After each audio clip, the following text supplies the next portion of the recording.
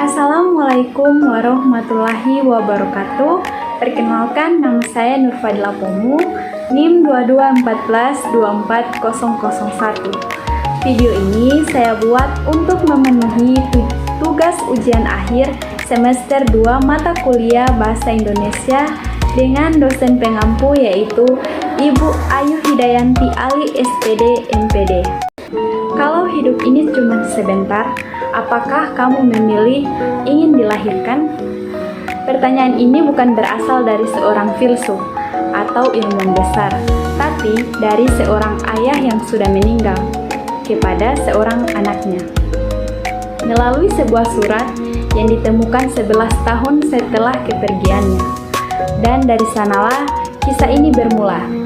Hari ini saya akan membawakan ulasan sebuah novel yang penuh dengan makna dan menggugah. Dan novel ini berjudul Gadis Jeruk. Penulisnya yaitu Jostein Gaarder dan penerbit yaitu Mijan Pustaka, tahun terbit 2004, versi terjemahan Indonesia. Kota terbit yaitu Bandung, jumlah halaman 200 halaman dan harganya bervariasi sekitar 50.000 sampai 80.000. Novel ini adalah terjemahan dari bahasa Norwegia. Gadis Jeruk merupakan novel bergenre fiksi atau filosofis yang menyentuh berbagai tema besar dalam hidup. Misalnya dalam kehidupan, kematian, cinta, dan pencarian makna. Cerita ini diawali dengan Georg, seorang remaja yang menemukan surat dari ayahnya yaitu Jan Olaf yang telah meninggal 11 tahun yang lalu.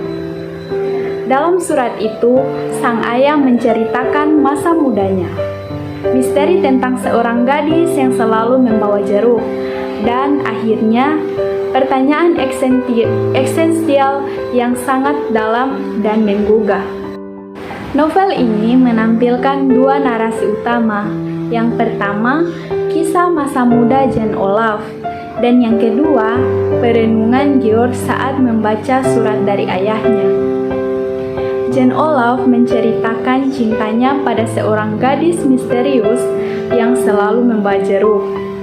Sebuah kisah yang awalnya tampak sederhana, namun justru menggugah refleksi mendalam tentang makna pertemuan, kehidupan, dan kehilangan. Di bagian surat itu pula, sang ayah menyisipkan pertanyaan yang membuat Georg andai ketika kita di posisinya itu ikut merenung. Jika kamu tahu hanya akan hidup sebentar, apakah kamu masih ingin dilahirkan?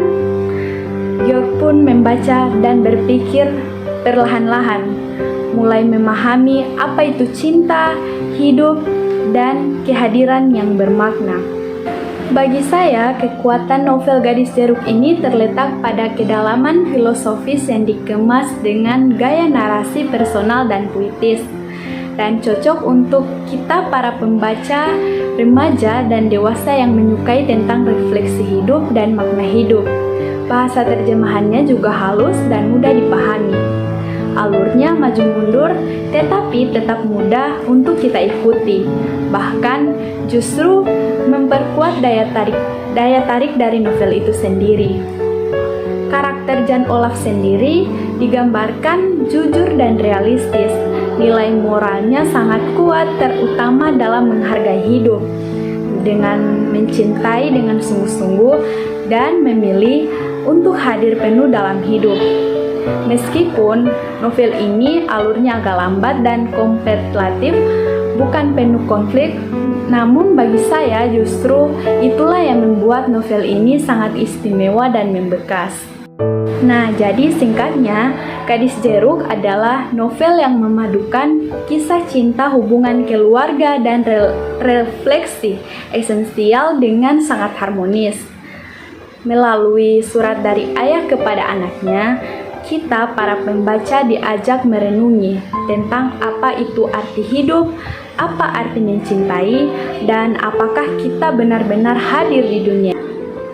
Novel ini tidak hanya mengharukan, tetapi juga menyadarkan bahwa hidup adalah anugerah yang patut kita syukuri, meskipun singkat. Sekian ulasan saya tentang novel Gadis Jeruk ini. Semoga setelah ini kita bisa lebih menghargai waktu dan mencintai lebih dalam, serta menjalani hidup ini dengan penuh kesadaran. Terima kasih yang telah menonton. Saya mohon maaf bila masih banyak kesalahan kata dalam pengucapan saya. Wabillahi taufik wal hidayah. Wassalamualaikum warahmatullahi wabarakatuh.